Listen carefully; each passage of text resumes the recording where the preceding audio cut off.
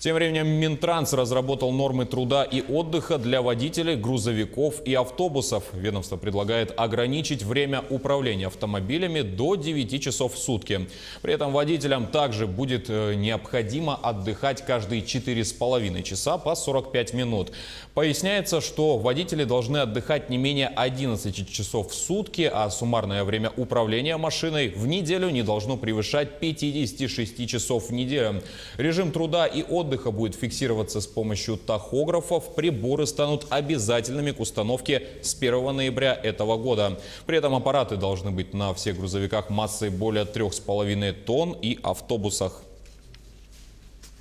В свою очередь, полиция сможет узнать о медицинских противопоказаниях водителей через базу данных. Об этом говорится в паспорте национального проекта «Безопасные и качественные автомобильные дороги», который опубликован на сайте правительства. Напомню, что сейчас сотрудники ГИБДД не имеют доступа к медицинской базе данных, да и самой базы как таковой не существует. Это поможет в борьбе с незаконно выданными медицинскими справками при получении прав согласно последним данным. Эта проблема все еще более чем актуальна.